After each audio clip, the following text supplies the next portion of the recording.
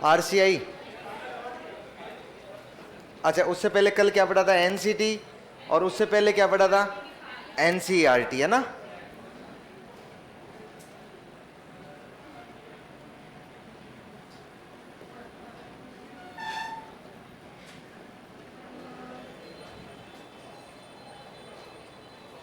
देखो, कल की क्लास में हमने पढ़ा था, एक तो NCERT के पार्ट पढ़ रहे थे। NCERT का पहला पार्ट कौन सा है? NIE। पूरा नाम? स्थापना? दूसरा कौन सा है? पूरा नाम? स्थापना? कितने हैं? 5। अच्छा, इसके बाद में तीसरा यानी स्थापना। इसके बाद चौथा कौन सा है? स्थापना। फिर कौन सा आ गया था? यानी स्थापना। और वास्तव में विभाग के रूप में कब स्थापित हुआ? अच्छा, फिर कौन सा पढ़ रहे थे? यानी स्थापना, वैधानिक निकाय। और उसके बाद में कार्य लिखने थे, वो हमने लिखे नहीं थे। हमने कहा जो कार्य सामान्य बालकों के लिए NCERT और NCT करती है, वो दोनों कार्य विशेष बालकों और विशेष शिक्षकों के लिए कौन करता है? RCI करता है। लिखो। यस। आवाज बढ़ाऊं? अब बताओ, देखे। अब बताओ। नहीं आ रही है? अब देखो, देखे। अब बताओ। अभी तक नहीं है? अब ठीक है? ऐसे करके बताओ कि ठीक है। Very good. यहां कोई स्विच नहीं है। मानसिकता ही है, मनोविज्ञान है, इसे मनोविज्ञान कहते हैं ना।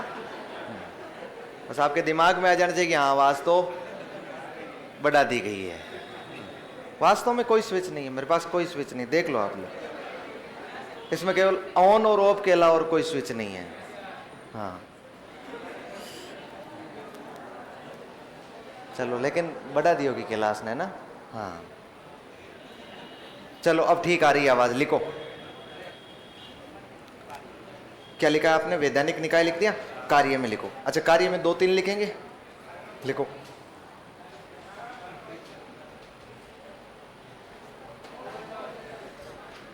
लिखो।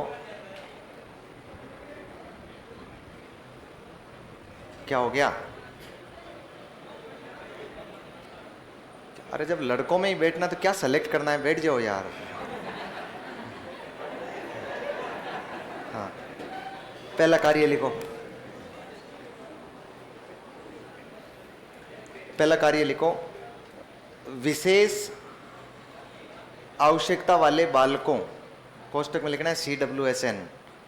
विशेष आवश्यकता वाले बालकों।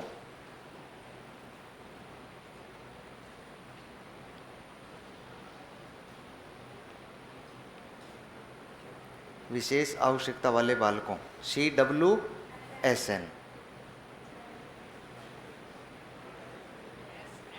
SN, CWSN, child with special need, CWSN। विशेष आवश्यकता वाले बालकों। हेतु, हेतु पाठ्यक्रम एवं पाठ्य सामग्री का निर्माण करना। पाठ्यक्रम एवं पाठ्य सामग्री का निर्माण करना। पाठ्यक्रम एवं पाठ्य सामग्री का निर्माण करना।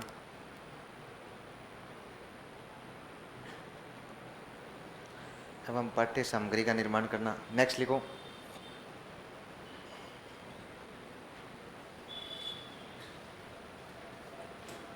नेक्स्ट लिखो। इनके लिए मूल्यांकन, इनके लिए मूल्यांकन, अनुसंधान, इनके लिए मूल्यांकन, अनुसंधान, प्रशिक्षण,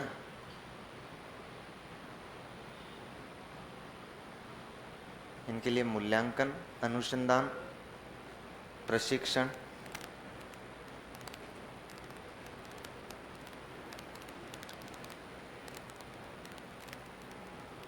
प्रशिक्षण एवं विभिन्न योजनाओं से संबंधित कार्य करना। विभिन्न योजनाओं, कई प्रकार की योजना चलती है ना इनके लिए। विभिन्न योजनाओं से संबंधित कार्य करना।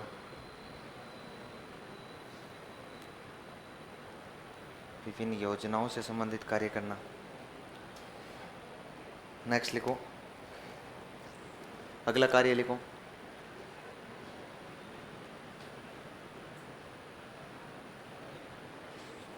लिखो विशेष शिक्षा के, विशेष शिक्षा के, विशेष शिक्षा के संस्थानों को मान्यता प्रदान करना। विशेष शिक्षा के संस्थानों को मान्यता प्रदान करना।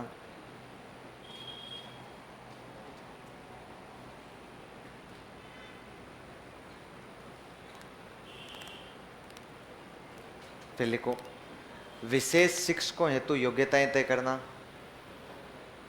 विशेष शिक्षकों हेतु योग्यताएं तय करना।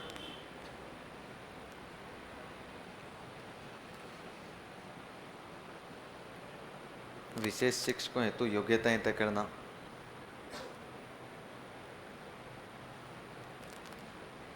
ठीक है, इतने में काम हो जाएगा ना। समझ गए ना आप लोग, कॉन्सेप्ट समझ गए ना कि आरसीआई क्या होता है। इन दोनों वाला कार्य आरसीआई करता है। अगली संस्थान पर आओ, बताओ मुझे। सीबीएसई लिखो, तो लिखो सीबीएसई। क्या मतलब होता है, लिख लो। सेंट्रल बोर्ड ऑफ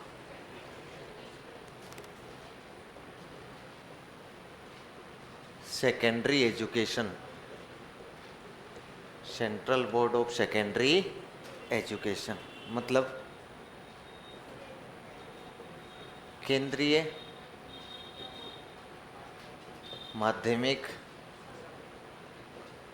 शिक्षा बोर्ड। केंद्रीय माध्यमिक शिक्षा बोर्ड।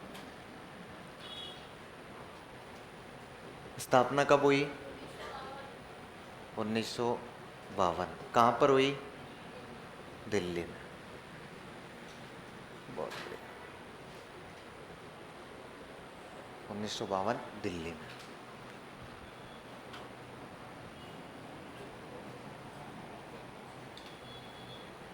केंद्रीय माध्यमिक शिक्षा बोर्ड लिख दिया, स्थापना लिख दिया 1952।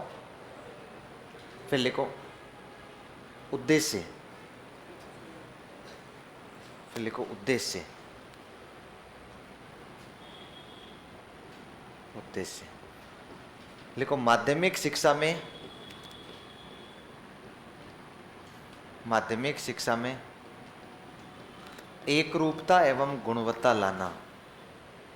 माध्यमिक शिक्षा में एकरूपता एवं गुणवत्ता लाना। माध्यमिक शिक्षा में एकरूपता एवं गुणवत्ता लाना।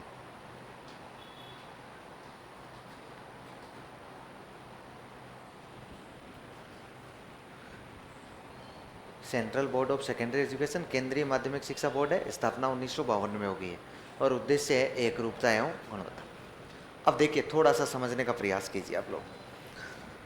ये कोई विशेष बात नहीं है कि बोर्ड की स्थापना होना, और बोर्ड की स्थापना अपन ने 1952 में की है, ये अपनी एक हल्की सी गलतफहमी है। वास्तव में इस बोर्ड की स्थापना हो गई थी 1929 में। इसका मतलब ब्रिटिश काल में इसकी स्थापना हो गई थी। अंग्रेजों ने इसकी स्थापना कर दी थी, माध्यमिक शिक्षा के लिए पूरे देश में एक बोर्ड बना दिया था। ये जो 1952 में बना है, इसका मतलब तो ये हो गया कि हमने जब देश आज़ाद हो गया, संविधान बना लिया, तो फिर हमने कहा अंग्रेजों वाली चीज़ों को हम लोग नहीं रखेंगे, इसलिए हमने इसको कलर पेंट करवाया, और कलर पेंट करवा के इसमें हवन करवाया। हवन करवा के हमने इसको शुद्ध कर लिया। क्या कर लिया? शुद्ध। और 1952 में मान लिया और कहा कि आज हमने किसकी स्थापना की है? बोर्ड की स्थापना की। तो लोग बाग आए, वहाँ से निकले, बोले ये तो पहले ही था, 1929 में ही था। बोले नहीं नहीं नहीं, उसको हटा दिया, उसको तोड़ ताड़ दिया हमने, ये तो नया है, वो तो अलग था। उसका तो कोई सेंस ही नहीं, तो अंग्रेजों के साथ ही चला गया। अब ये नया रह गया। तो हमें स्थापना कब माननी है? 1952 में माननी है। अब किस लिए हमने स्थापित किया इसको, वास्तव में इसकी जरूरत क्यों पड़ी? इसकी क्यों जरूरत पड़ी? इसकी जरूरत पड़ी कि माध्यमिक शिक्षा में देश में एक रूपता लेकर आनी है। माध्यमिक शिक्षा तो समझते हो ना, 9 से 12 तक। आप सोच के देखो, एक रूपता का यदि अभाव हो किसी राज्य या किसी देश की माध्यमिक शिक्षा में, यदि एक रूपता का अभाव हो तो कितना आनंद है। एक रूपता मतलब जैसे मान लो मेरे यहाँ स्कूल है 9th से लेकर 12वीं तक, तो मैं मेरी स्कूल में अपने हिसाब से पेपर बना रहा हूँ, बच्चों की परीक्षा ले रहा हूँ। दूसरी स्कूल वाला फिर पेपर बना रहा है, अपने स्कूल परीक्षा ले रहा है। तीसरी स्कूल वाला फिर बना रहा है और मार्कशीटें बांट रहे हैं। मेरी स्कूल के एक बच्चे के नंबर आए 40% और दूसरे वाले स्कूल के बच्चे के नंबर आए 80%। क्या हम लोग ये तय कर सकते हैं कि ये बच्चा कमजोर है, ये बच्चा उसे दोगुना होशियार है? नहीं कर सकते, नहीं तय। क्योंकि माध्यमिक शिक्षा में क्या नहीं है? एक रूपता नहीं है। मतलब मूल्यांकन में एक रूपता नहीं है। मूल्यांकन करने में एक रूपता नहीं थी। अच्छा, मूल्यांकन में एक रूपता तब आ सकती है ना जब पाठ्यक्रम में एक रूपता हो। भाई मैं मेरी स्कूल को अलग पाठ्यक्रम पढ़ा रहा हूं, उस स्कूल को अलग पाठ्यक्रम पढ़ा रहा हूं, फिर पेपर एक ही बना रहा हूं। इसका मतलब तो मूल्यांकन में, केवल मूल्यांकन में एक रूपता से काम नहीं होगा। किस में एक रूपता होनी चाहिए? पाठ्यक्रम में भी एक रूपता होनी चाहिए। जब तक हम लोग पाठ्यक्रम और मूल्यांकन में एक रूपता नहीं लाएंगे, सिमिलरिटी नहीं लाएंगे, पूरे राज्य या देश में एक जैसा नहीं लगाएंगे, तब तक हम लोग माध्यमिक शिक्षा में क्वालिटी नहीं ला सकते हैं। और हमारा उद्देश्य यह था कि ज्यादा से ज्यादा क्या लेकर आना? क्वालिटी लेकर आना। इसलिए हमने केंद्रीय माध्यमिक शिक्षा बोर्ड की स्थापना की। इस बोर्ड को कहा कि पूरे देश में माध्यमिक शिक्षा का पाठ्यक्रम एक जैसा होना चाहिए। यह जिम्मेदारी किसकी है? इस बोर्ड की है। और जब पाठ्यक्रम एक जैसा होगा तो मूल्यांकन भी कैसा होना चाहिए? एक जैसा होना चाहिए। हालांकि पाठ्यक्रम बनाने की जिम्मेदारी किसकी है? एनसीईआरटी, क्योंकि पढ़ी लिखी कौन है?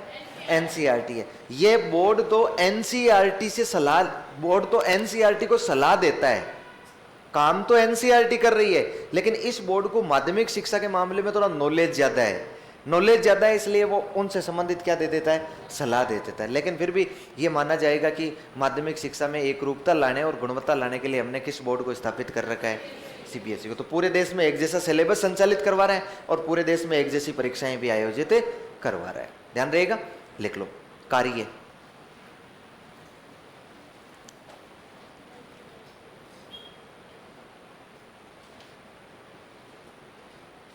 कार्य, कार्य क्या हो जाएगा? एक तो लिखो, नंबर 1 तो देश में एक जैसा पाठ्यक्रम संचालित करना। किसका? माध्यमिक शिक्षा का ना। देश में एक जैसा पाठ्यक्रम संचालित करना।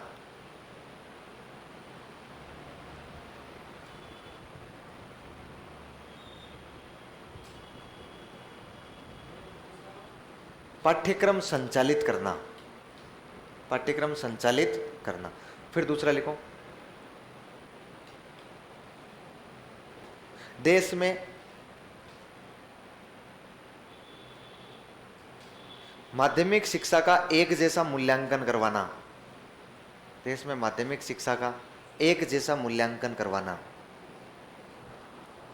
एक जैसा मूल्यांकन करवाना, एक जैसा मूल्यांकन करवाना।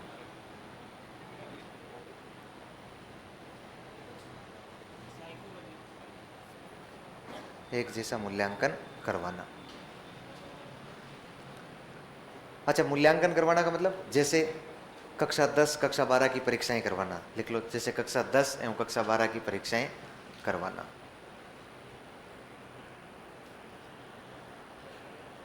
नाइन्थ 11th की भी यही करवाता है और उसमें भी मूल्यांकन के गुण तो यही डालता है, मूल्यांकन के लिए निर्देश यही देता है, लेकिन वो पूरे स्टेट लेवल पर नहीं होती है, सॉरी सेंट्रल लेवल पर नहीं होती है। तो इसमें तो आपको सिर्फ यही बात ध्यान रखनी थी कि एक रूपता लाने के लिए हमने 1952 में किसकी स्थापना की है? बोर्ड की स्थापना की। अगला संस्थान बताओ, है NIOS। वेरी गुड, NIOS लिखो, नेशनल इंस्टीट्यूट ऑफ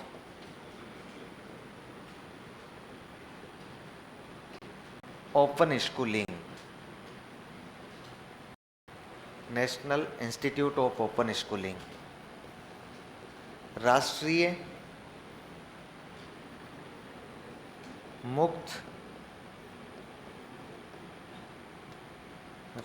मुक्त विद्यालयी संस्थान, राष्ट्रीय मुक्त विद्यालयी संस्थान। कौन सा संस्थान? राष्ट्रीय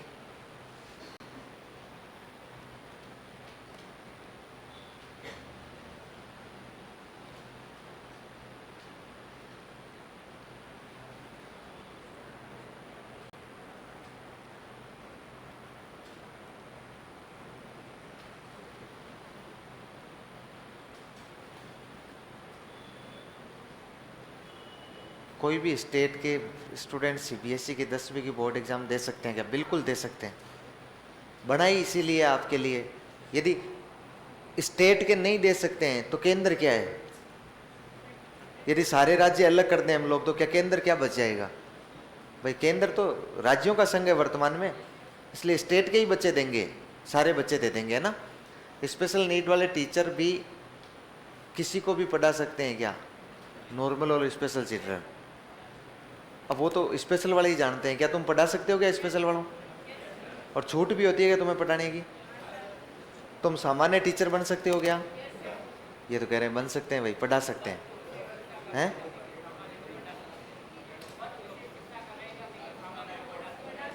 विशिष्ट वाले सामान्य को पढ़ा सकते हैं, लेकिन सामान्य वाले विशिष्ट वाले को नहीं पढ़ा सकते। ठीक है।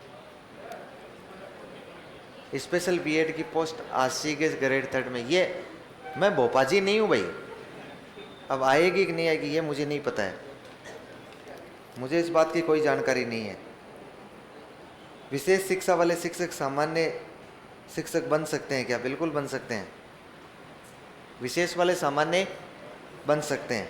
क्या इनकी सीटें अलग से होती है क्या? स्पेशल वालों की सीटें अलग से होती है, स्पेशल वालों के लिए सीटें अलग होती है, लेकिन ऐसा नहीं होता है कि स्पेशल बीएड या डीएलएड करने वालों के लिए सामान्य की सीटें अलग हो। ऐसा नहीं होगा भाई आपने स्पेशल कर रखा है, स्पेशल की सीटें आई नहीं है तो सामान्य की इतने % सीटें आपको दे देते हैं, ऐसा नहीं होता है। पीछे आवाज नहीं आ रही है, बड़ा भाई आवाज। कमलेश, कमलेश क्या? कैलाश बेस बड़ा, बेस बड़ा, बेबी को बेस पसंद है, बेस बड़ा। तो अब आ रही है क्या? है आ रही है।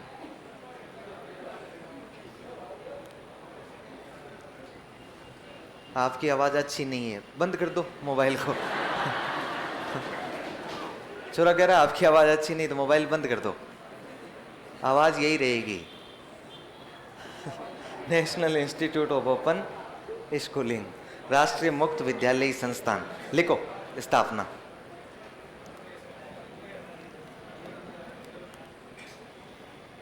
स्थापना कब हुई है?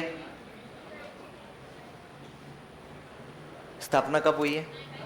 1989 में। Very good. कहां पर हुई है? नोएडा में, यूपी में।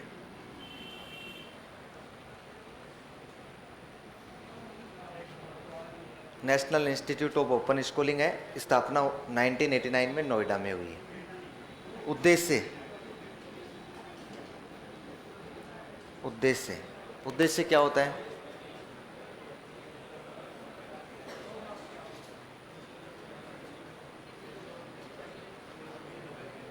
उद्देश्य क्या होता है?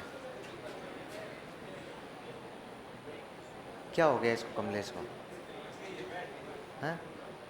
बैठ जा, आज तो मरते मरते बचा है, फिर तसल्ली नहीं रख रहा है तू।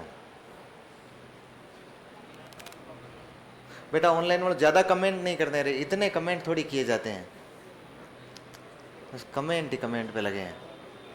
शर्मिला भी कमेंट करे, शर्म भी नहीं आ रही, मतलब इतने कमेंट। आपकी वजह से ज्योग्राफी क्लास रुक गई, आपका कब कंप्लीट होगा?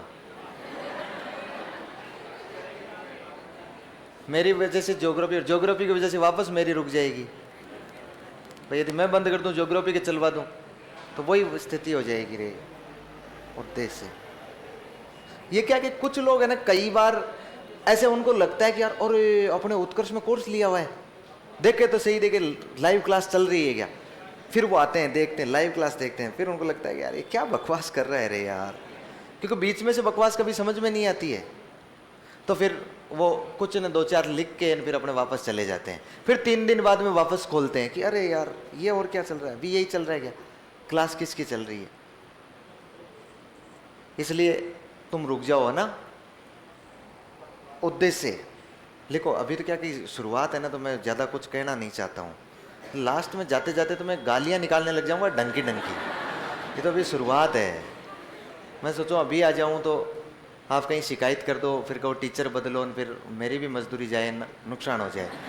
अभी आपको यह लग जाएगा ना कि हाँ अब नहीं बदलना है, और फिर बदलोगे जाओगे भी ना उनके पास में एप्लीकेशन लेके, तो वो कहेंगे यार तुम्हारा दिमाग खराब है कि 30 घंटे पढ़ लिए तुम, 40 घंटे पढ़ लिए, अब काहे का टीचर बदलो, पहले क्या हो गया था तुम्हें।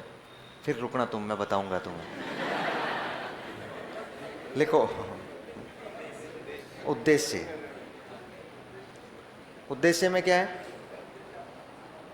राष्ट्रीय मुक्त विद्यालय संस्थान है। उद्देश्य में लिखो NIOS में माध्यमिक शिक्षा से वंचित विद्यार्थियों को, माध्यमिक शिक्षा से वंचित विद्यार्थियों को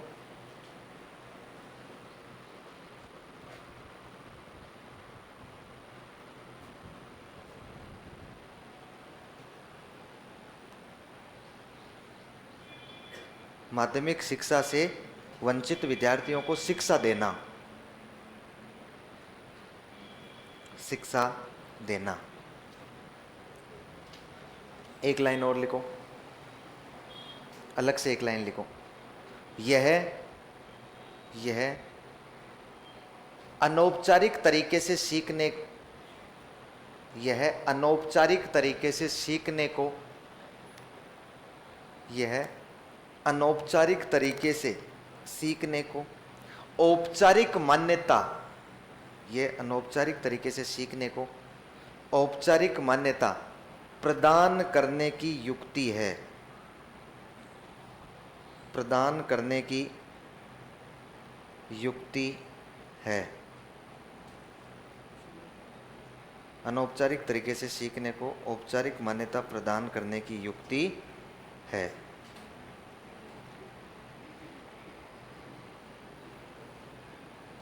ठीक है, फिर लिखो कार्य।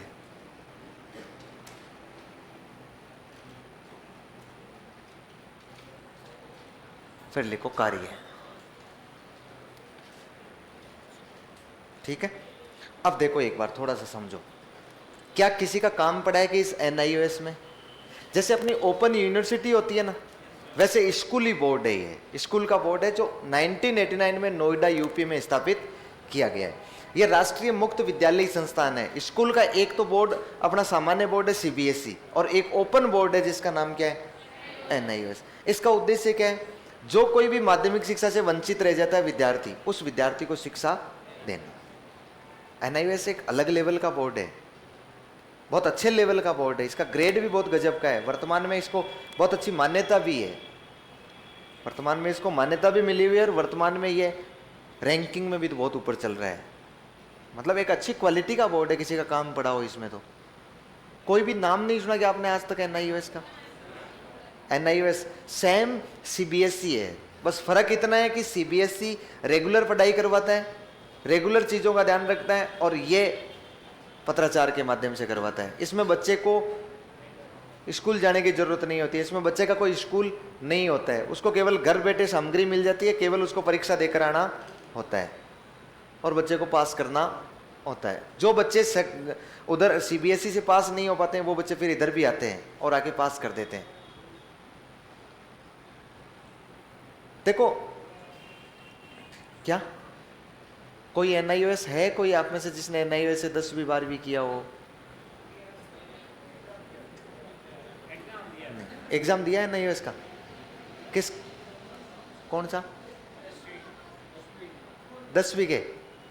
मजा आया होगा एग्जाम देने में, हैं? हाँ हाँ, एनआईओएस, एक बार मैं एनआईओएस की चपेट में आ गया था। चपेट में आने का मतलब ये था कि एनआईओएस एक पूरे भारत में चलने वाला केंद्रीय सेंट्रल बोर्ड है, 10वीं 12वीं की परीक्षाएं आयोजित करवाता है। अच्छा, एनआईओएस किस प्रकार का बोर्ड है मैं समझाऊँ आपको। जब रिजल्ट आता है ना 10वीं 12वीं का, तो रोल नंबर छपते हैं ना अखबार में, अपने सीबीएसई का आरपीएससी का आता है, तो आजकल नहीं छपते हैं, लेकिन पहले अखबार में पूरे रोल नंबर छापे जाते थे, कौन फर्स्ट डिवीजन है, कौन सेकंड डिवीजन है, पूरे 2-3 पेज भरे आते थे पूरे अखबार के, आते थे ना। उसके बीच में एड लिखा आता था, फेल विद्यार्थी न हो निराश, इसी वर्ष करे पास। ये काम है, हैं? हाँ, 10वीं 12वीं घर बैठे करे पास, ये बोर्ड है। इसका मतलब ये है कि हमने शिक्षा का सार्वभौमिकरण करना है। सार्वभौमिकरण मतलब प्रत्येक बच्चा माध्यमिक शिक्षा यानी स्कूल शिक्षा पूरी कर ले, इस बात की जिम्मेदारी सरकार की है। तो उधर सीबीएसई जो है, उस सीबीएसई को कहते हैं कि सबको ही पास कर दो, तो फिर सीबीएसई बढ़ाने का मतलब ही खत्म हो जाएगा। इसलिए सीबीएसई को नहीं कहा, हमने एक नया बोर्ड स्थापित कर लिया, एनआईओएस, जिसको कहा कि तू ओपन बोर्ड, बच्चों के पास टाइम नहीं है इसलिए वो घर रहते हैं, अपने काम में लगे हुए हैं, तो वहीं पर तू उनके पास पाठ्य सामग्री भेज दे, वो बच्चे पढ़ लेंगे और पढ़ने के बाद वो बच्चे परीक्षाएं देते हैं। ध्यान रह जाएगा। तो एक बार मैं इसकी चपेट में आया, एक इसके जो सेंटर आते हैं ना, वो लगभग प्राइवेट स्कूल में आते हैं। कॉलेज स्कूल वो एक ही बात है, किसी भी प्राइवेट स्कूल या कॉलेज में इसके सेंटर दिए जाते हैं। ग्रीष्मकालीन में इसके पेपर वेपर होते हैं, इसके पेपर होते हैं जब गवर्नमेंट वाले ऑफिस नहीं चल रहे, स्कूलें नहीं चल रही। जैसे स्कूल 1 बजे तक चलती है तो इसका 3 बजे से एग्जाम होता है, 3 से 6 बजे तक दिया है ना आपने एग्जाम। अच्छा, उसमें बाकी सारा स्टाफ जितना भी होता है ना, सेंटर सुपरिटेंडेंट से लेकर विक्षक तक, सारे प्राइवेट स्कूल के उस कॉलेज के ही होते हैं, क्योंकि उसको एनआईओएस पैसे देता है और वो अपने स्टाफ को लगा देता है। उसमें एक व्यक्ति होता है जो सरकारी अधिकारी होता है, जिसे ओएसडी बोला जाता है, ऑफिसर ऑन स्पेशल ड्यूटी। किसी लेक्चरर या प्रिंसिपल को ओएसडी बनाते हैं। तो एक बार मेरे पास मेल आया तो मैंने उसको स्वीकार कर लिया तो मेरे नज़दीक वाले किसी प्राइवेट स्कूल में मुझे ओएसडी बना दिया गया। पहला ही अनुभव था अपना।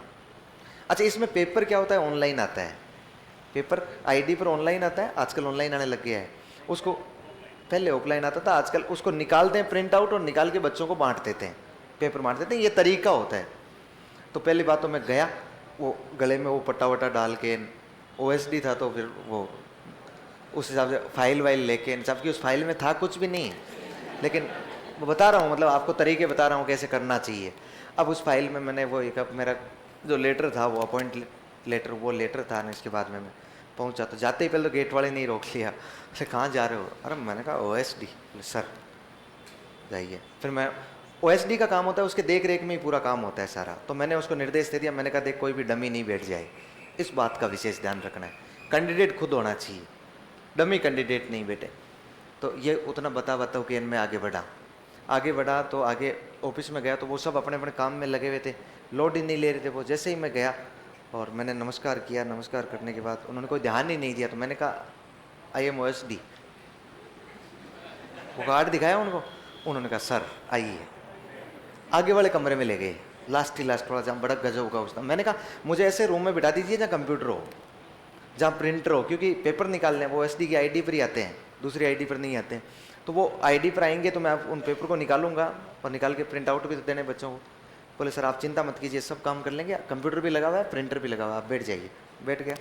उधर से वो फिर आने शुरू हो गए, वो नाश्ते, चाय, व्यवस्था, जूस वो सब। बोले सर आप तो आराम से मस्ती से बैठे रहिए। एक व्यक्ति को कह दिया भाई सर का ध्यान रखना है, कोई सामान मंगवाए हैं तो ध्यान रखना। मैं आराम से मस्ती से बैठा हूँ। 3 बजे से पेपर था। बचते मैं आईडी खोलने का प्रयास कर रहा हूँ, नेट नहीं चल रहा है, पेपर डाउनलोड नहीं हो रहा है। बहुत कोशिश करने के बाद भी नहीं हो रहा है। 45 मिनट लेट हो गया मैं, मतलब 3:45 हो गया। अब मुझे ऐसा लगा कि यार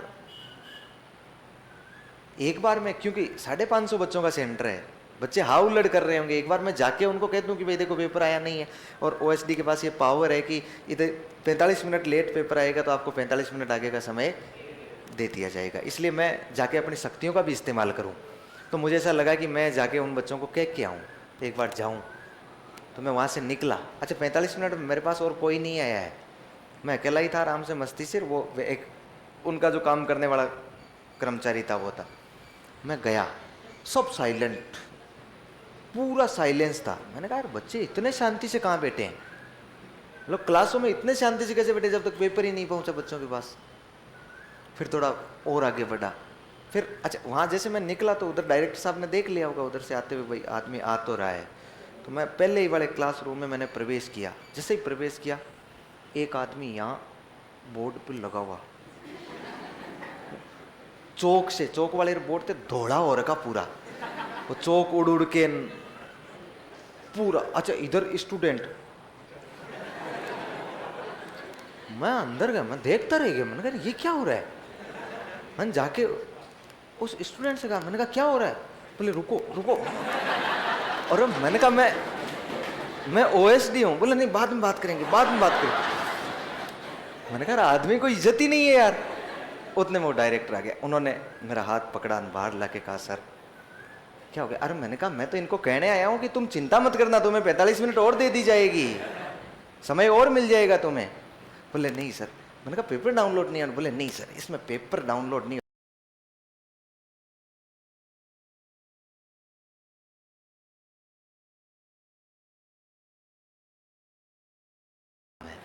कोई एक दिन का नया काम नहीं है। तो आप समझ सकते होंगे एनआईओएस क्या कर रहा है, बहुत अच्छी ग्रेड पर चल रहा है वर्तमान में। ये एनआईओएस है, national institute of open schooling, अच्छी ग्रेड, बहुत अच्छी ग्रेड मिली हुई वर्तमान में। इसके परिणाम की, इसके उपलब्धियों के मामले में इसको अवार्ड मिलते रहते हैं, इतनी उपलब्धियां हैं इसके पास में। तो स्थापना 1989 में हुई है। उद्देश्य आप समझ ही गए हैं क्या है। और अब कार्य लिख दो, अब इसका कार्य लिख दो। कार्य लिखो, बिना पेपर के उत्तर कुंजी नहीं है, नहीं वो जारी करना नहीं है। लिखो कक्षा 10वीं एवं 12वीं की परीक्षाएं करवाना। कक्षा 10वीं एवं 12वीं की परीक्षाएं करवाना। कक्षा 10वीं एवं 12वीं की परीक्षाएं करवाना।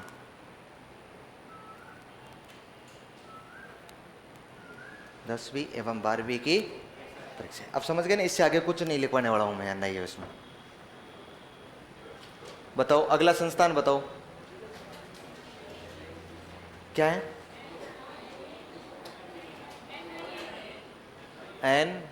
NIAE लिख लो।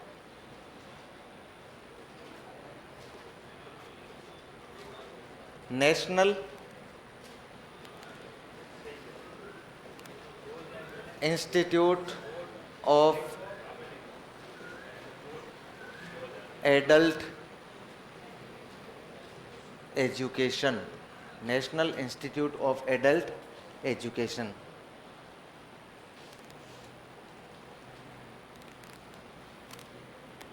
अशोक कह रहा है सर पशु परिचर बन गया और ग्रेड 3 भी बनूंगा। बहुत बहुत शुभकामनाएं भाई, मेरी ओर से अग्रिम बधाइयाँ। National institute of adult education मतलब राष्ट्रीय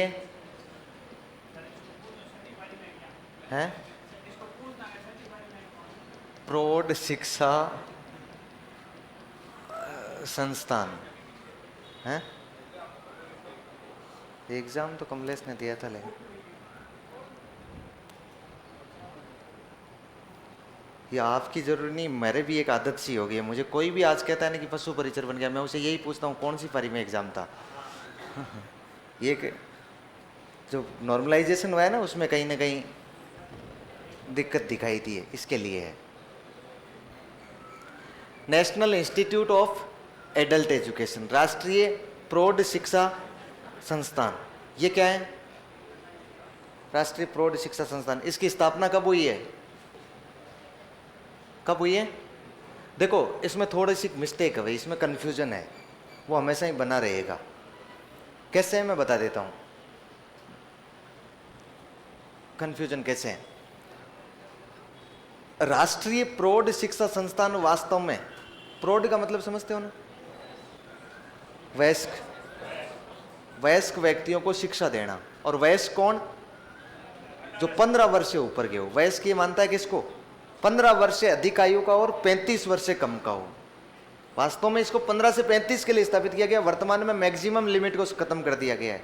मैक्सिमम कितनी हो, यदि ऐसे कोई असाक्षर व्यक्ति है तो उनको जब तक हम लोग साक्षर नहीं करेंगे आगे वाली पीढ़ी को, चाहे भले हम नए आने वाली पीढ़ी को हम पूरी को पढ़ाने लग जाए, लेकिन जब तक यदि हम लोग जो आगे असाक्षर बैठे हैं उनको नहीं पढ़ाएंगे और वो जब तक इस धरती पर बने रहेंगे तब तक बताओ साक्षरता के आंकड़े बिगाड़ते रहेंगे कि नहीं रहेंगे। इसलिए उनको भी तो साक्षर करना जरूरी है। इसलिए हम उन असाक्षर व्यक्तियों को, जो वयस्क व्यक्ति है, उनको पढ़ाने के लिए भारत में प्रारंभ से ही हम लोग कोशिश कर रहे हैं। और वास्तव में हमने राष्ट्रीय प्रौढ़ शिक्षा संस्थान की स्थापना 1956 में ही कर ली थी। कब कर ली थी? 1956 में। लेकिन ढंग से काम नहीं कर रहा था, क्योंकि हम बच्चों को ही नहीं पढ़ा पा रहे थे, तो प्रौढ़ों को पढ़ाने के लिए हमारे पास इतने संसाधन थे नहीं। फिर उसके बाद में 1978 में हमने राष्ट्रीय प्रौढ़ शिक्षा कार्यक्रम शुरू किया था। उस कार्यक्रम के समय भी इस राष्ट्रीय प्रौढ़ शिक्षा संस्थान ने बहुत अच्छा काम किया था, लेकिन उसको भी हमने नहीं माना है। वास्तव में हमने इसको वैधानिक निकाय के रूप में स्वीकार किया 1991 में। कब किया है? 3 सन मिलती है इसकी जब भी वेबसाइट पर देखोगे तो सन मिलेगी 1956। कहीं दूसरी जगह कुछ ऑथेंटिक प्रूफ में सन मिलेगी 1978, और कुछ ऑथेंटिक प्रूफ में, एक आध ऑथेंटिक प्रूफ में सन मिल जाएगी इसकी 1991। तीनों ऑथेंटिक है, प्रमाणिक है। अब की बार आपसे सवाल पूछा था और उसमें ऑप्शन में 56 भी नहीं था और 78 भी नहीं था। क्या था? 1991। तो अपने आप ही क्या मानना पड़ा अपने को? 1991। अब यदि अपने पास में ये सवाल आता है और हम लोग इसमें 1991 ऑप्शन में मिलता है और हम लोग इसको 1991 करके आते हैं, तो हमारे पास ये प्रूफ रहेगा कि अधीनस्थ बोर्ड ने हमें क्या मान रखा है? 1991 मान रखा है। और यदि ये नहीं हो, 1991 नहीं हो, तो हम लोग भले ही अपनी मर्जी हो तो इसको 56 मान सकते हैं, इसको 78। इसको हालांकि लिखना नहीं है, और लिखो तो भी ध्यान रखना ये प्राथमिकता के लिए लिखा है मैंने। पहले तो किसको मानना है? 1991 को ही मानना है। इसका ये कई रूपों में बदलाव करके आया है। कई बार प्रौढ़ शिक्षा संस्थान के नाम से, कई बार वयस्क शिक्षा के नाम से, कई बार वयस्क शिक्षा की अकादमी के नाम से, कुछ 2-3 अलग अलग रूपों में आया है। तो अपने को तो क्या मान लेना है? 1991। ध्यान रह जाएगा? ठीक है। उद्देश्य लिखो। क्या उद्देश्य है इसका? है दिल्ली है, एक ही जगह है, वहीं सारे। हाँ भाई, अशोक मान लिया भाई। अब दोबारा अशोक कह रहा है सेकंड पारी में एग्जाम है, 124 नंबर है और एससी कैटेगरी से हूँ और 2300वीं रैंक है, 2300। बहुत अच्छा भाई, शुभकामनाएं हम सब की ओर से, पूरी क्लास की ओर से। हाँ, लिख लिए उद्देश्य। अब देखो, मैं थोड़ा सा आपका समय लेने वाला हूँ, मतलब 5 मिनट का समय लेने वाला हूँ। आराम से ले लो। हाँ, उसमें नहीं, 5 मिनट, ज़्यादा समय नहीं लगाएंगे। 5 मिनट में उसमें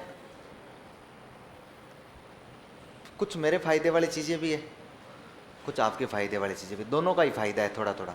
एक ऐसी सूचना देने वाला हूँ। सूचना का मतलब ये है कि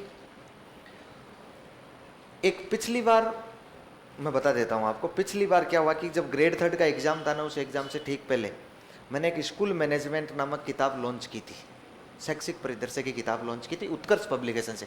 आपको पता है वर्तमान में उत्कर्ष पब्लिकेशन बहुत बड़ा पब्लिकेशन है, बहुत सारी किताबें यहाँ से लॉन्च हो रखी हैं। तो एक किताब लॉन्च की थी जिसमें मैंने स्कूल मैनेजमेंट और साथ में ICT, इंफॉर्मेशन कम्युनिकेशन टेक्नोलॉजी जो आपकी होती है ना, ICT आपकी है, वो पहले ईश्वर सर पढ़ाते थे, ईश्वर कोकड़ा सर, जो आपको टीचिंग मेथड पढ़ाएंगे वो, और हमने दोनों ने मिलके और उस किताब में लिखने का काम किया था। उस किताब को जो शिविरा होती है ना, अभी आगे बताऊंगा मैं शिविरा क्या होती है, ऑथेंटिक एक प्रूफ होता है।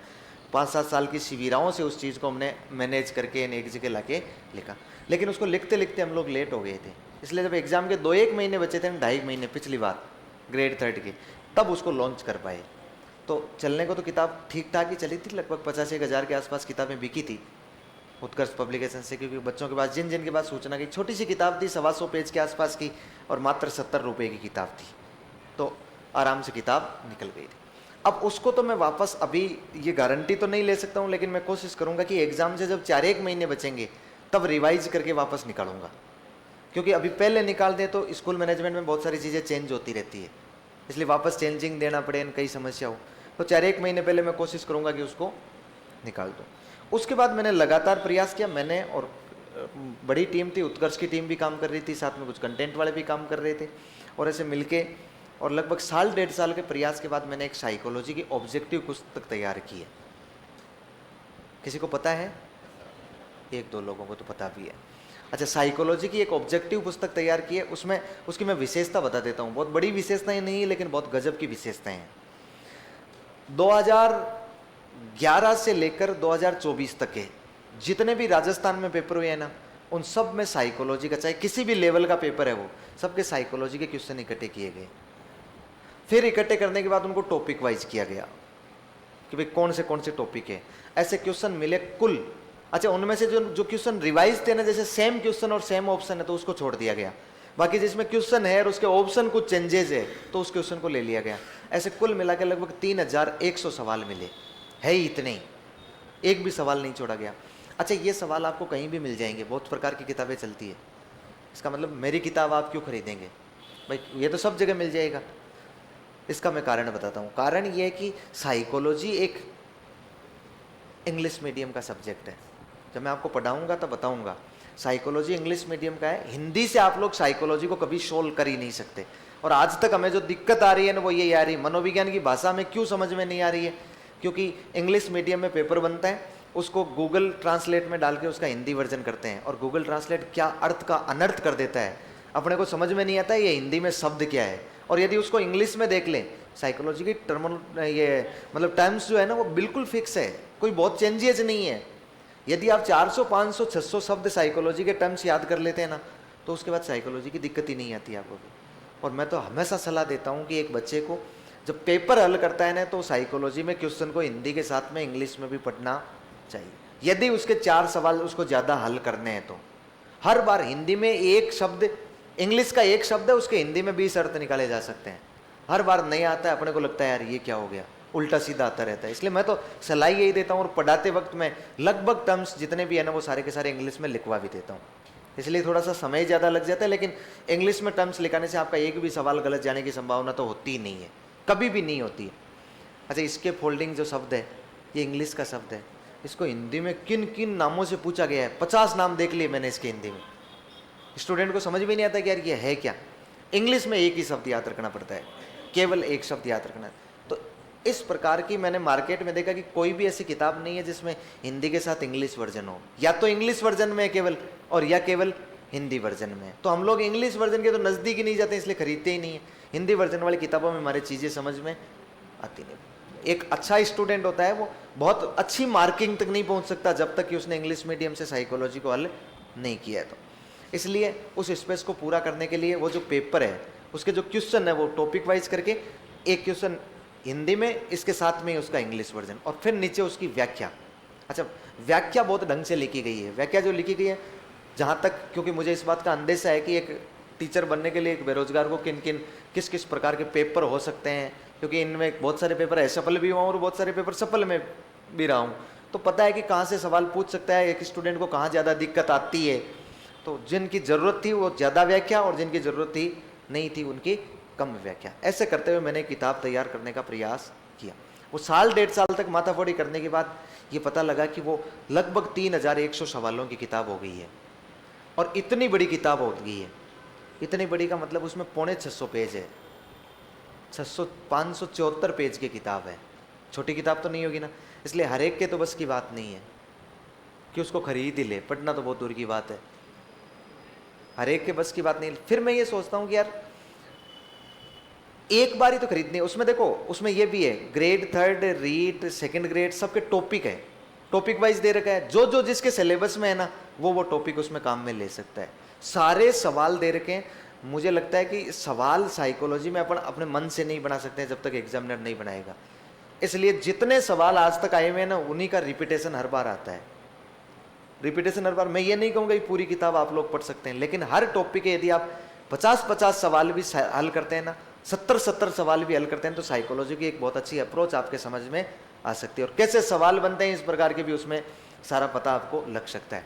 तो उम्मीद करता हूँ कि आपको ये किताब ठीक लगेगी, बेहतर लगेगी, आपके लिए बहुत कामयाब, कारगरी सिद्ध होगी, ऐसी उम्मीद है मेरी। क्योंकि जिन बच्चों ने ये किताब ली है और उन्होंने पढ़ा, उन्होंने कहा कि बहुत ठीक इसकी व्याख्या की गई है और बहुत तरीके से, सिस्टमेटिक ढंग से आपने इसको प्रस्तुत किया है। किताबें बहुत सारी मिल जाएगी, लेकिन आप इसको खरीदना, क्योंकि मैं आपको पढ़ा रहा हूँ। तो अपना थोड़ा सा अलग रिश्ता हो गया कि नहीं हो गया। तो बाहर वाले तो कि किताब खरीदोगे, आप खरीद लेना भले, लेकिन इस किताब में अच्छा कमी कोई नहीं है। आप खरीदने के बाद, पढ़ने के बाद ये महसूस करोगे कि नहीं ये चीज़ बहुत अच्छी लिखी गई है। तो कोशिश करना, आपका, मेरा फ़ायदा, कंपनी का प्रचार, आपका फ़ायदा, ये सारी चीज़ें इसमें हो जाएगी। ये अभी मैं इसलिए बता रहा हूँ क्योंकि इस पर आपको सेल दी गई है, उपहार दिया गया है। ये किताब तो बहुत महंगी किताब, वैसे महंगी नहीं है, 600 पेज की किताब है। और 600 पेज की किताब कितने रुपए की है? 360 की। और अब इस अप टू 90 का जो डिस्काउंट चल रहा है ना समर सेल में, उसमें ये 215 रुपये की है। मार्केट में आप कहीं देखोगे ना जालोरी गेट के आसपास, तो हो सकता है 270-280 के आसपास तक आपको मिल जाएगी मार्केट में। ये बिग समर सेल 29 मई से 3 जून तक ही है। कितनी तक है? 29 मई से 3 जून तक। और अब इसको थोड़ा जूम करके दिखा देता हूं मैं ना। अच्छा देखो, ये मैं हूं, देख लिया? हाँ, यही फोटो किताब पर लगी हुई है, उत्कर्ष पब्लिकेशन की किताब है। और ये इसका फ्रंट पेज आप देख लीजिए। प्रथम संस्करण है, वस्तुनिष्ठ मनोविज्ञान है, और इसमें 3000 प्लस वस्तुनिष्ठ प्रश्न है, द्विभाषी में विस्तृत व्याख्या सहित है। और इसमें और कोई नहीं है, केवल यही 3100 प्रश्न और टॉपिक वाइज बनाए गए हैं। और पूरे कोई सा भी मनोविज्ञान का पेपर होता है ना राजस्थान में, और यहाँ तक कि इंडिया में, सब जगह आपको कोई भी बुक स्टोर है ना, बड़ा बुक स्टोर है किसी भी राजस्थान के किसी भी कोने में, और यहाँ तक कि उत्तर प्रदेश, मध्य प्रदेश और उधर आपके दिल्ली तक कि उत्तर भारत में सब जगह इस पुस्तक का वर्तमान में वितरण किया गया है। मतलब सब जगह ये पुस्तक मिल सकती है, और एक बहुत अच्छी सिद्ध भी हो सकती है। एक बार खरीद ली पीढ़ियाँ पड़ेगी। हाँ बताओ, अब और क्या चाहिए आपको? डिस्काउंट, डिस्काउंट ये खूब मिल गया आपको। नहीं, ऐसे फ्री में थोड़ी बांटी जाती है। डिस्काउंट ये को 200-300 रुपये तो मुझे लगता है कभी खर्च हो जाए पता ही नहीं लगता है कैसे खर्च हो जाए। हम कैसे प्राप्त करें? अच्छा, इसको प्राप्त करने का तरीका है, आप ऑनलाइन मंगवा सकते हैं। जब उत्कर्ष का ऐप खोलते हैं ना, तो उसमें एक साइड में कोने में नीचे राइट हैंड पर बुकशाला का टैब आता है, किताब खुली रहती है, ऊपर लिखा रहता है बुकशाला।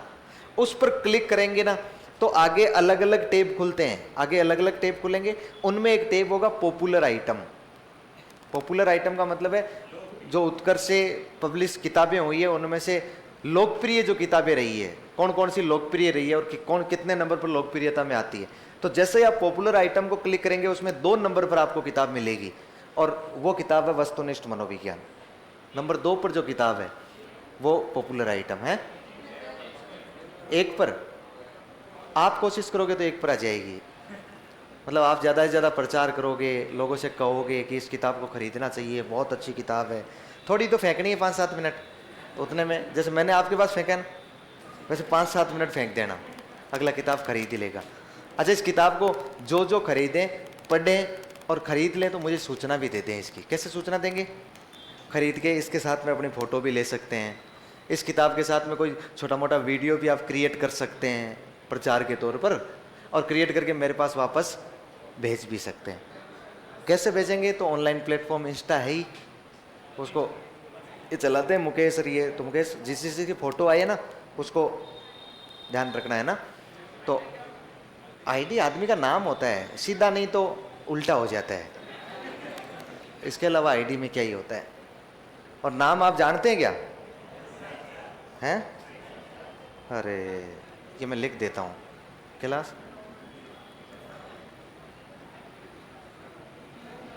क्या नाम है? ब्रिजेश नहीं है, विजेश। जोधपुर मैंने विजेश, हाँ वो विजेश। विजेड है क्या? हाँ। ये सरनेम हो जाएगा। इनके बीच में बाजिया हैं। मैं, अरे अभी मैं बता दूंगा तो आप कहोगे यार सैल्यूट करोगे ऐसे। मैं डाबड़ा नाम सुना है क्या आपने? कहाँ है डाबड़ा? किसान आंदोलन डीडवाना में, जब देश आज़ाद हो रहा था 13 मार्च 1947 को हमने एक आंदोलन किया था। क्या किया था? आंदोलन, देश के योगदान, देश के स्वतंत्रता आंदोलन में हमने भाग लिया था।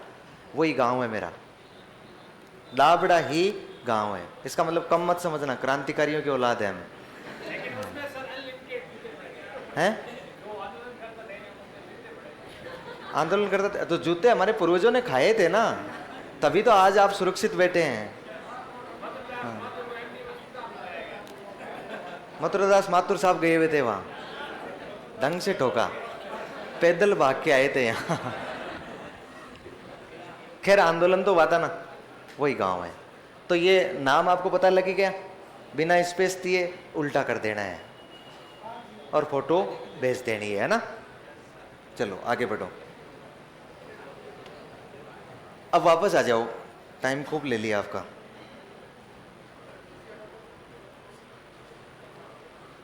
क्या भाई ऐसे ही होता है ना प्रचार?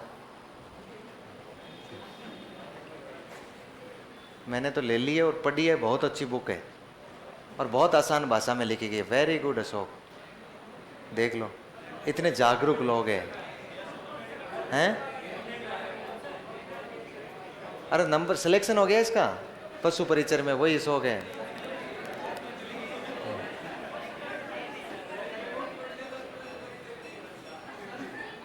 हैं?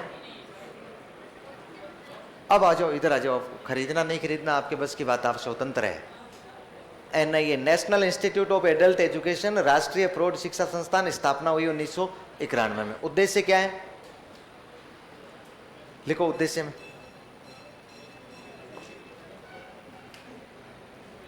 लिखो प्रौढ़ शिक्षा को बढ़ावा देना, प्रौढ़ शिक्षा को बढ़ावा देना, प्रौढ़ शिक्षा को बढ़ावा देना। किसको बढ़ावा देना है? प्रौढ़ शिक्षा को बढ़ावा देना।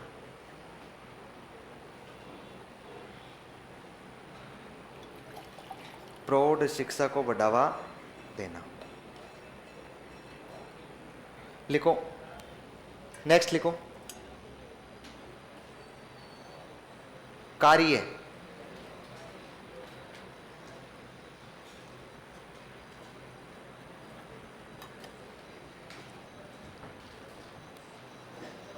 उद्देश्य के बाद क्या लिखोगे? कार्य। अच्छा, इस कार्य में लिखो प्रौढ़ साक्षरता हेतु कार्यक्रम चलाना। प्रौढ़ साक्षरता, प्रौढ़ मतलब वयस्क, प्रौढ़ साक्षरता हेतु कार्यक्रम चलाना।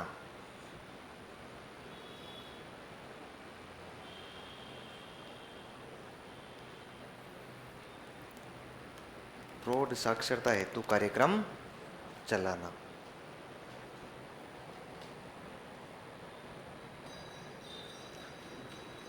क्लियर? देखो तो अब ध्यान से, मैं इस प्रौढ़ साक्षरता के कार्यक्रम बता देता हूं आपको। पहले तो हमने प्रौढ़ साक्षरता हेतु प्रारंभ से ही कार्यक्रम चला रखे हैं, ऐसा नहीं कि कार्यक्रम नहीं चला रखे। हमने प्रौढ़ साक्षरता कार्यक्रम चलाया एक राष्ट्रीय 1978 में। यार लंबी लंबी आ रही है पर्चियाँ। राजस्थान में मुक्त विद्यालय संस्थान कौन सा है? बेटा जब राजस्थान की पढ़ाऊंगा तो उस समय पूरा पढ़ा दूंगा आपको। RSOS है ना। अभी हम किसके पढ़ रहे हैं? राष्ट्रीय स्तर के पढ़ रहे हैं। एक छात्र कक्षा 10 में पढ़ता था, फिर उसका रिजल्ट नहीं आया, उससे पहले वह अगली कक्षा 11 में प्रवेश ले लिया और फीस भी दे दी। एक माह बाद रिजल्ट आया तो 49% बने, तो स्कूल वाले बोलते हैं कि कम प्रतिशत होने के कारण आपको स्कूल से निकाल रहे हैं। ऐसा हो सकता है क्या? स्कूल CBSE है, क्या करें? गवर्नमेंट स्कूल है क्या या प्राइवेट स्कूल है? हैं? नहीं, गवर्नमेंट में भी तो होती है, तो भी फीस तो होती है ना। प्राइवेट है, हाँ तो प्राइवेट है तो अगले ने अपने खर्चे से स्थापित किया है, जैसी मर्जी होगी वैसे करेगा, अपने कुछ बस में नहीं है। आप समझ रहे होंगे शिक्षा का अधिकार, कोई अधिकार नहीं है शिक्षा का, अगले ने पैसे खर्च किए हैं, समझ रहे हैं? निकाल देगा अगला, लेके आ जाना। अच्छा, ज़्यादा से ज़्यादा आप कॉम्प्रोमाइज़ करोगे उसके साथ तो वो हो सकता है फीस वापस दे दे आपको। आपको क्या दे दे? फीस वापस। बाकी ऐसा कोई नियम, कोई रूल नहीं है कि वो नहीं निकाल सकता है। मतलब वो निकाल सकता है, अपनी मर्जी से पढ़ा सकता है। यदि क्लास 1 से 8 तक होता तो हम लोग कुछ समय तक के लिए RT का सहारा लेते, शिक्षा के अधिकार अधिनियम का सहारा ले सकते थे, लेकिन यहाँ कोई सहारा नहीं लिया जा सकता है। कार्य में लिखो प्रौढ़ साक्षरता के कार्यक्रम। अब सुनना ध्यान से, थोड़ा सा जुड़ना मेरे साथ। मैं प्रौढ़ शिक्षा साक्षरता के कार्यक्रम बता रहा हूं आपको। हमने सबसे पहले एक कार्यक्रम चलाया था जिसका नाम है राष्ट्रीय प्रौढ़ शिक्षा, लिखना नहीं है, कार्यक्रम, राष्ट्रीय प्रौढ़ शिक्षा कार्यक्रम 1978। इसका उद्देश्य यही था कि प्रौढ़ों को साक्षर करना, प्रौढ़ों को साक्षर करना। क्या उद्देश्य था? किन को साक्षर करना है? 15 से 35 वर्ष के आयु वर्ग के असाक्षरों को। किसको? असाक्षर। जो साक्षर नहीं हुए हैं उनको साक्षर करना इसका उद्देश्य था। यह राष्ट्रीय प्रौढ़ कार्यक्रम बहुत अच्छा चला था और इस राष्ट्रीय प्रौढ़ कार्यक्रम के माध्यम से हमने बहुत सारे साक्षरता के आंकड़े बदले भी थे। प्रौढ़ों को पढ़ाया और साक्षरता के आंकड़े बदल लिए थे। वास्तव में इस राष्ट्रीय प्रौढ़ शिक्षा कार्यक्रम के स्थान पर एक नया कार्यक्रम आया था, जो कार्यक्रम इससे भी गजब का चला था, और उसका नाम है भारत साक्षर अभियान। क्या नाम है? भारत साक्षर अभियान या साक्षर भारत अभियान, एक ही बात है। और यह कार्यक्रम चला था 8 सितंबर। कौन सा दिवस आता है? 8 सितंबर साक्षरता दिवस आता है। कौन सा दिवस आता है? साक्षरता दिवस। 8 सितंबर 2009 को भारत साक्षर अभियान चला और इस भारत साक्षर अभियान का भी उद्देश्य यही था कि 15 वर्ष से जो अधिक आयु के हैं, 15 वर्ष से जो अधिक आयु के असाक्षर है उनको साक्षर करना। कैसे किया जाता था इसमें साक्षर? आपको मैं बताऊं कैसे किया जाएगा। जैसे मान लो आपकी स्कूल है, आपकी ग्राम पंचायत में एक पीओ स्कूल है, उस पीओ स्कूल के दिन पूरी ग्राम पंचायत है, उसके दिन बहुत सारी स्कूलें हैं। तो आपका पीओ साहब क्या करेगा? एक व्यक्ति को जो लेक्चरर होगा, सामान्यतः या सेकंड ग्रेड होगा, उसको अपनी स्कूल में, अपनी ग्राम पंचायत में इस साक्षरता कार्यक्रम का प्रभारी बना देगा, मुखिया बना दिया। और अब वो मुखिया क्या करेगा कि अलग अलग मास्टरों को, अलग अलग स्कूलों के अलग अलग मास्टरों को, जैसे उस पूरे आपके ग्राम पंचायत में मान लो 4 गांव है, एक गांव में 3 वार्ड या 4 वार्ड या 5 वार्ड, कुल मिला के 15 वार्ड हो गए आपके। 15 वार्ड में एक एक सर्वेयर की नियुक्ति कर देगा। सर्वेयर की मतलब सर्वे करने वाला। ध्यान से देखना, क्रम से चल रहे हैं हम चीजों पर। अब जब वो सर्वेयर की नियुक्ति कर देगा तो उस सर्वेयर की जिम्मेदारी होगी कि वो अपने पूरे वार्ड में हर घर में जाके सर्वे करे और लिख के लाएं कि कितने उस घर में परिवार में सदस्य हैं, कितने बच्चे हैं, कितने 15 से अधिक आयु के हैं, कितने 15 से अधिक आयु के अनपढ़ है। अपने वार्ड में जब पूरा सर्वे करके लाएगा तो पता लग जाएगा ना कि कुल कितने असाक्षर हैं, 15 वर्ष से अधिक है। फिर जैसे मान लीजिए अब एक वार्ड में 30 व्यक्ति ऐसे निकले हैं जो 15 वर्ष से अधिक के हैं और असाक्षर है, तब वो क्या करेगा कि वहां वॉलेंटियर की नियुक्ति करके आएगा। हो सकता है 10 पर 1 वॉलेंटियर बनाते, हो सकता है 5 पर 1 वॉलेंटियर। वॉलेंटियर मतलब होता है स्वयंसेवक, जो बिना पैसे लिए काम करे, समाज सेवा करे।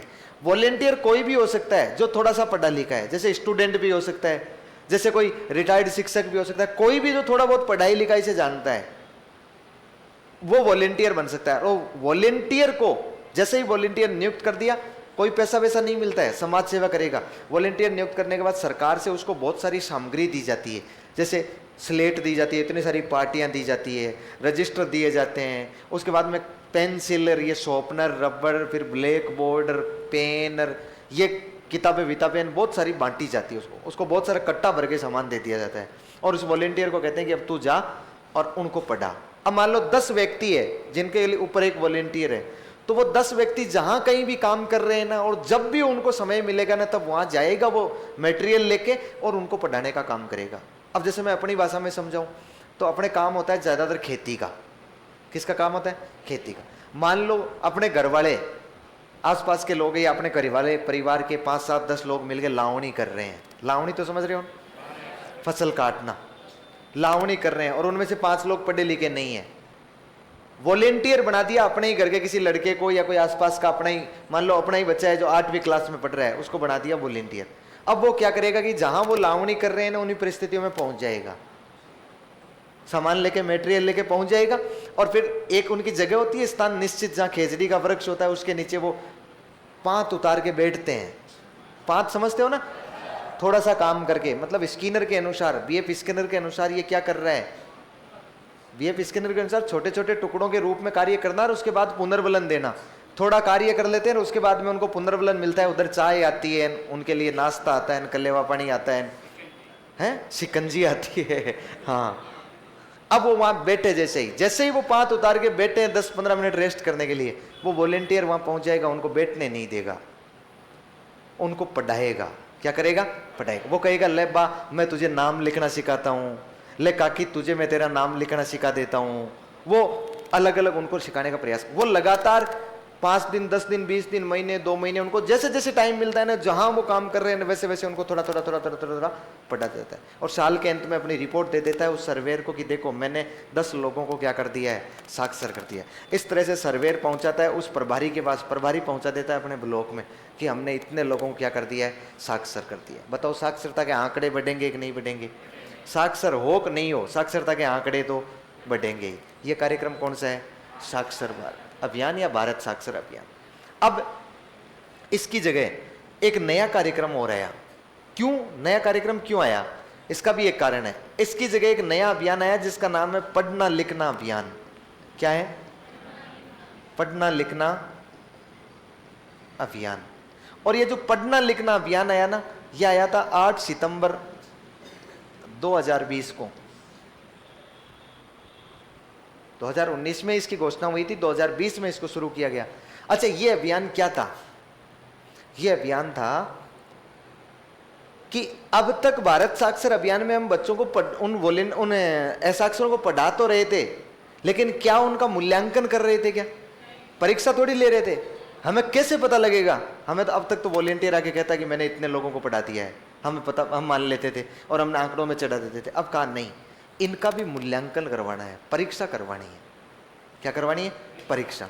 इसके लिए हमने अभियान कौन सा चलाया? पढ़ना लिखना अभियान। सेम उद्देश्य है, सेम बातें, सिर्फ मूल्यांकन बढ़ा है। अब कहा मूल्यांकन कौन करेगा, क्योंकि ये तो राष्ट्रीय स्तर का कार्यक्रम है पढ़ना लिखना अभियान। तो कहा ऐसा कोई बोर्ड जो राष्ट्रीय स्तर पर चल रहा है, CBSE.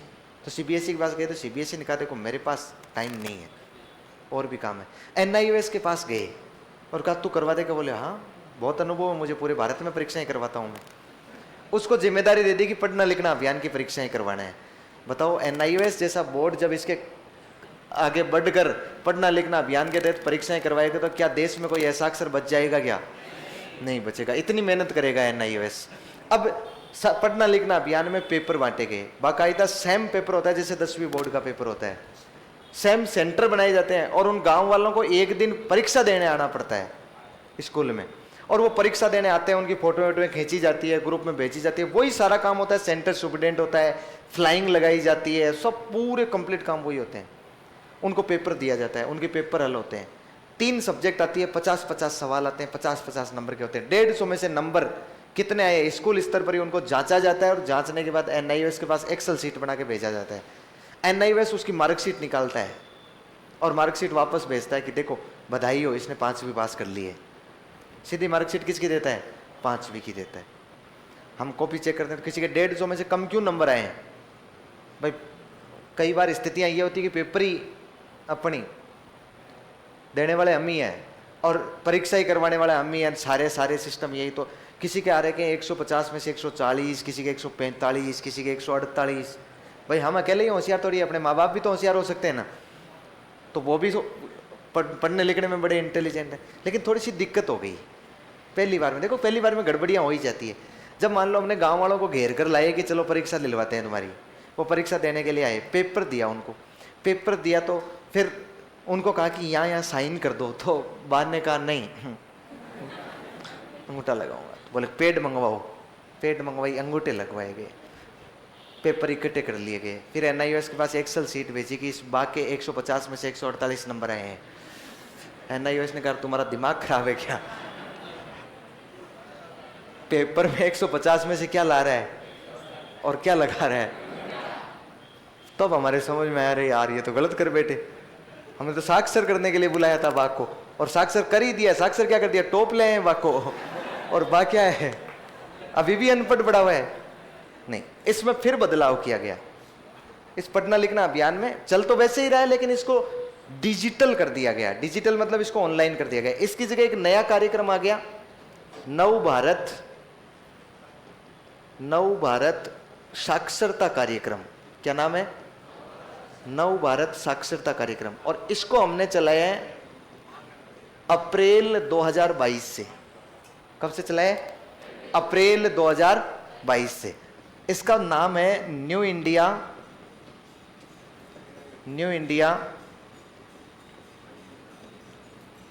Literacy programme. New India literacy programme मतलब शॉर्ट में हो जाएगा NILP।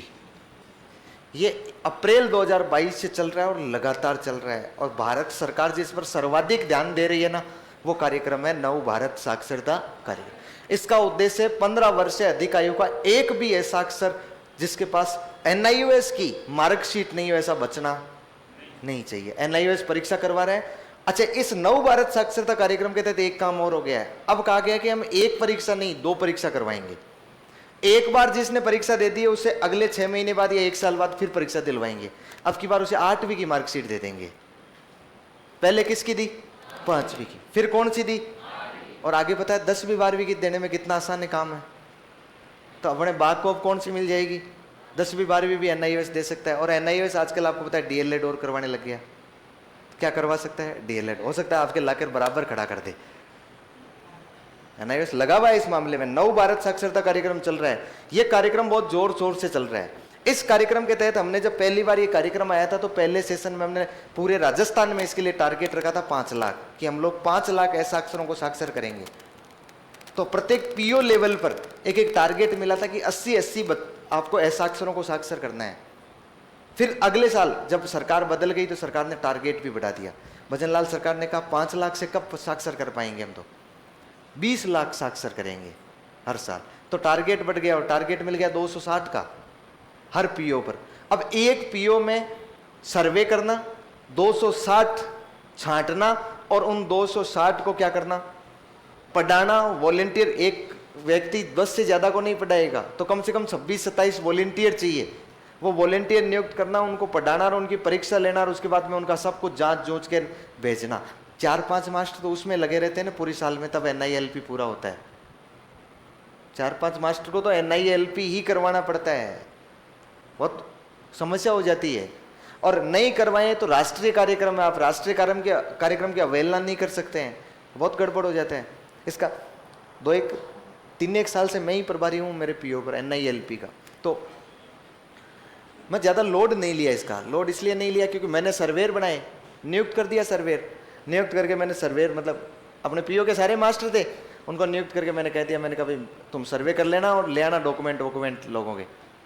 उन सब ने मुझे फ़ोन पर ये कह दिया कि कुछ ने तो दिए 2-4-5 के, और कुछ ने कह दिया कि नहीं हमारे यहाँ तो कोई अनपढ़ है ही। अपन खुश हो गए भाई, अपने अनपढ़ है ही नहीं। 35 के डॉक्यूमेंट पहुँच गए, मतलब 35 एक सर्वे हुआ पूरा। करने थे 260, पिछले साल की बात बता रहा हूँ, 35 ही हो पाए। ब्लॉक निष्पादन की बैठक में गए, कलेक्टर साहब VC से जुड़े हुए थे। आपको पता है अधिकारी जो होता है ना, वो बहुत सोच समझ कर बात करता है, अपनी तरफ बकवास थोड़ी कर लेता है, बहुत सोच समझ के बात करता है। तो अपने नीचे से जैसे 1-2 ही थे मेरे जैसे, जिन्होंने सबसे कम आंकड़ा, सबसे कम टारगेट प्राप्त किया था। तो मेरा नंबर आया, बोले आप कितना टारगेट है? मैंने कहा 260। कितने हैं सर्वेयर आपके, कितने ऐसा अक्षर है PO? मैंने कहा 35 तो बोले इतने कम क्यों हैं? मैंने कहा सर हमारे यहाँ पर ऐसा अक्षर है ही नहीं भाई। यही बताया गया था मुझे तो, और मुझे भी शायद यही अंदेशा था कि ज़्यादा पढ़े लिखे होंगे, तो है ही नहीं। तो उन्होंने तुरंत प्रभाव से वो शीट निकाली, और शीट निकाल के मुझे कहा कि आपके पंचायत, जो आपकी पंचायत है PO क्षेत्र है, आपके पंचायत में महिलाओं की संख्या है लगभग 2000, 1900 और कुछ बताई थी उन्होंने। कितनी है? 2000। और महिला साक्षरता दर है 42%। तो महिलाएं कितनी अनपढ़ हो गई? अरे 1100-1200 महिलाएं अनपढ़ नहीं हो गई क्या? मतलब अभी तो मैंने केवल महिलाओं का बताया है, पुरुषों का नहीं बताया है। और आप कह रहे हो पढ़े लिखे नहीं है, मतलब केवल 35 ही है अनपढ़ लोग, केवल 35 ही है। 1200 तो महिलाएं हैं। अच्छा, अब इतने आसानी से नहीं कहा था मुझे, बहुत भयंकर गालियां दी थी वो तो मैं आपको बता रहा हूँ कि बहुत आसानी से इतना नहीं कहा था। फिर कहा नोटिस दे और ये करो वो करो। तो ये NILP कार्यक्रम वर्तमान में जोर शोर से हम लोग चला रहे हैं। कोशिश कर रहे हैं कि पूरे 260 पूरे गाँव को पढ़ा दें। आजकल बच्चों को पढ़ाने में कम ध्यान दे रहे हैं। किसको पढ़ा रहे हैं? गांव वालों को पढ़ाने में ज्यादा ध्यान दिया जा रहा है। किस कार्यक्रम के तहत? NILP। अच्छा, अब इस NILP कार्यक्रम को हमने अपने नई शिक्षा नीति जो थी ना, उस नई शिक्षा नीति कब लागू हुई थी? 29 जुलाई 2020 को। कब हुई थी? उसकी तीसरी एनिवर्सरी थी। तीसरी एनिवर्सरी कब थी? 2023 में। 29 जुलाई 2023 को इस कार्यक्रम को हमने डिजिटल करने के लिए एक ऐप लॉन्च कर दिया जिसका नाम है उल्लास। क्या नाम है? उल्लास। इसका मतलब जो भी काम होना है, चाहे सर्वे होना है, चाहे एग्जाम होना है, चाहे सारे काम होने हैं जितने भी, चाहे नंबर भेजे जाने हैं, कुछ भी करना है, वो सारे काम कौन से ऐप पर हो रहे हैं? उल्लास नामक ऐप पर हो रहे हैं। निश्चित रूप से आपसे सवाल पूछा जाएगा। उल्लास ऐप हमने 29 जुलाई 2023 को लॉन्च कर दिया है। ध्यान दीजिएगा, लिखो तो।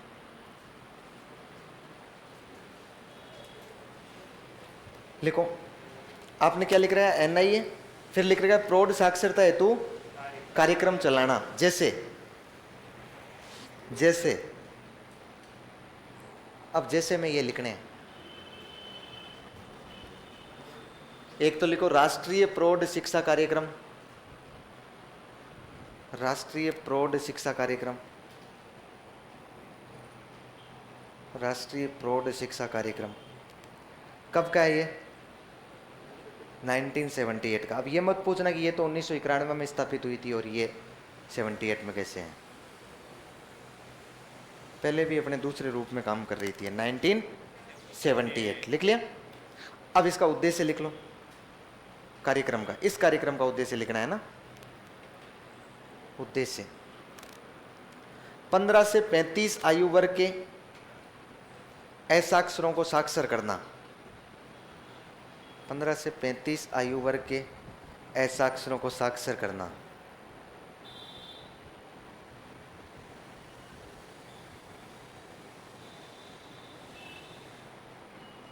पंद्रह से 35 आयु वर्ग के असाक्षरों को साक्षर करना। 15 से 35 आयु वर्ग के असाक्षरों को साक्षर करना। कर दिया साक्षर। अगला कार्यक्रम लिख लो। ये जैसे में लिख रहे हैं हम, है ना, ये सारे काम यही कर रहा है। पढ़ना, ये सॉरी, भारत साक्षर अभियान। भारत साक्षर अभियान,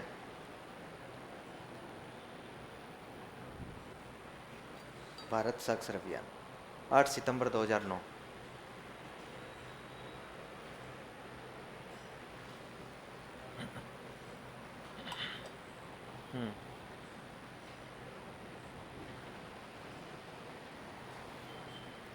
अगला लिख लो, पढ़ना लिखना अभियान। उद्देश्य सबके सेम ही है। पढ़ना लिखना अभियान,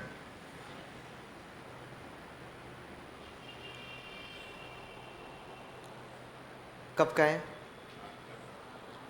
8 सितंबर 2020। अगला लिखो, नव भारत साक्षरता कार्यक्रम।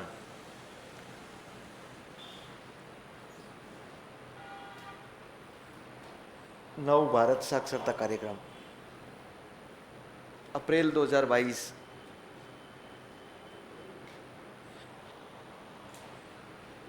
इंग्लिश में भी इसका नाम लिखना है, शॉर्ट में लिख लेना है NILP, new India literacy programme.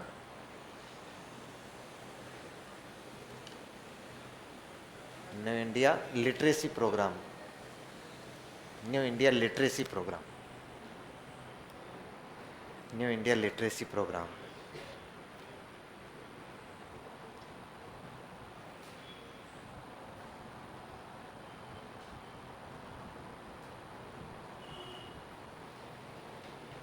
New India literacy programme लिख लिया, NILP। फिर लिखो,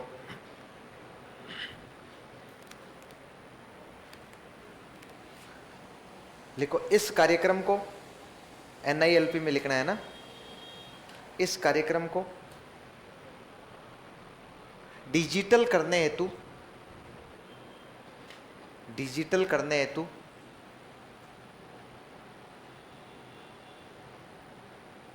डिजिटल करने हेतु राष्ट्रीय शिक्षा नीति 2020 राष्ट्रीय शिक्षा नीति 2020,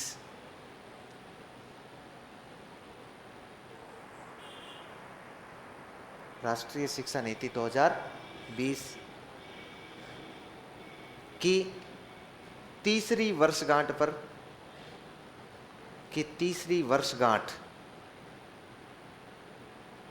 कोष्टक में लिखना 29 जुलाई 2023,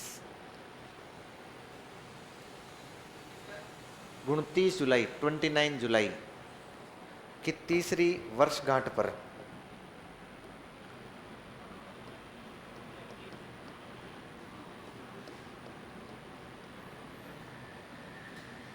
की तीसरी वर्षगांठ पर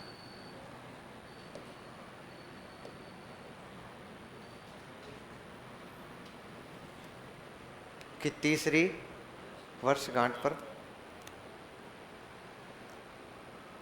उल्लास नामक ऐप लॉन्च किया गया। उल्लास नामक ऐप लॉन्च किया गया।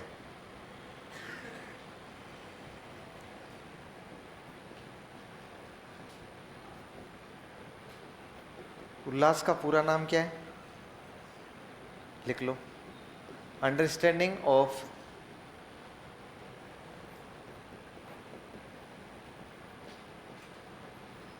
Life long learning for all in society.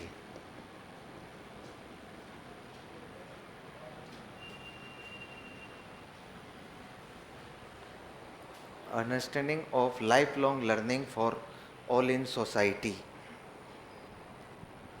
For all in society.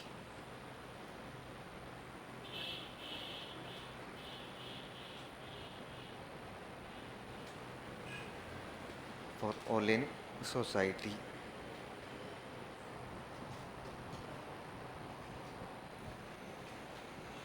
हो गया। अब देखो मैं बता देता हूँ, पिछली बार 2 सवाल पूछे गए यहाँ से। एक तो पूछा गया एनआईए की स्थापना कब हुई, और एक पूछा गया है नव भारत साक्षरता कार्यक्रम या पढ़ना लिखना अभियान, कौन सा पूछा था इसमें से? एक पूछा था। पढ़ना लिखना अभियान की न्यूनतम आयु क्या है? 15 वर्ष। कितनी है? मैक्सिमम आयु आजकल कुछ नहीं है, ये ध्यान रखना। ये नव भारत साक्षरता अभियान और पढ़ना लिखना अभियान में मैक्सिमम आयु नहीं रखी है। पहले हम लोग प्रौढ़ शिक्षा मानते थे 15 से 35, अब मानते 15 से जीवन भर। 15 से कहाँ मानते हैं? जीवन भर। चलिए, हो गया ये। भारत का अगला संस्थान बताओ। भारत का अगला संस्थान पूरे हो गए। अब किसके लिखेंगे? राजस्थान के। लिखो, राज्य स्तर के शैक्षिक संस्थान।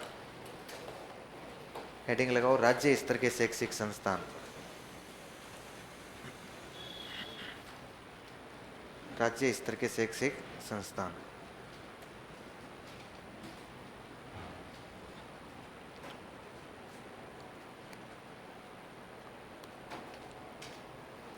अब तक जो हमने पढ़ा है ना, उसमें से सवाल पूछे गए हैं।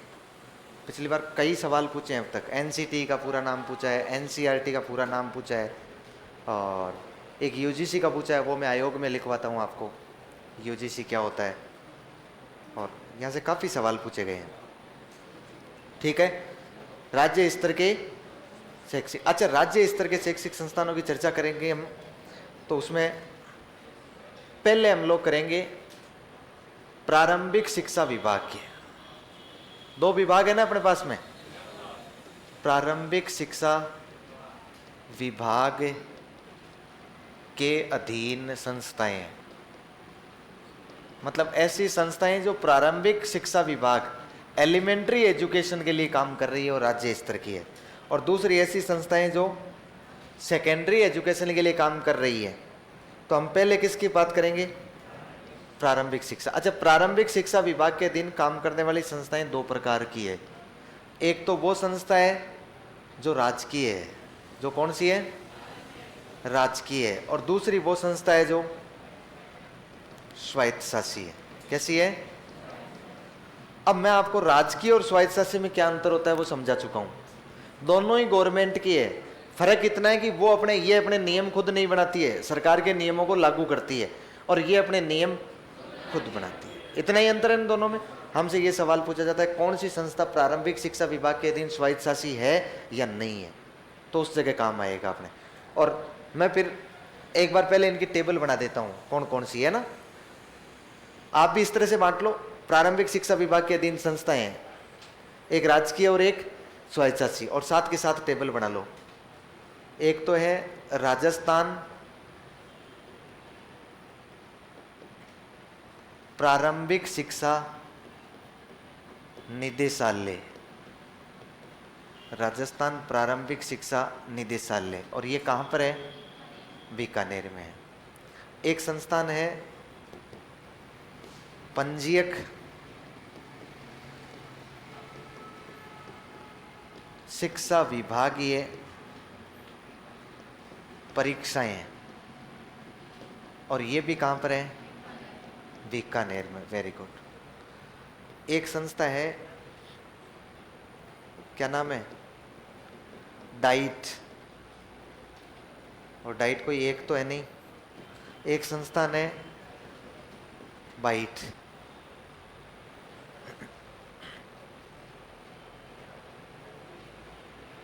रोक दूं? लिख दो नहीं यार, दो नाम तो।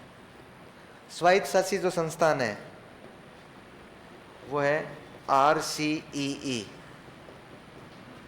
जयपुर, RSTB जयपुर, और बताऊं देखिए SIERT उदयपुर, राजस्थान शिक्षा कर्मी बोर्ड जयपुर, और राजस्थान मदरसा बोर्ड जयपुर। आज केवल आपको ये लिस्ट बना लेनी है, बाकी इसको हम डिटेल से पढ़ लेंगे कल।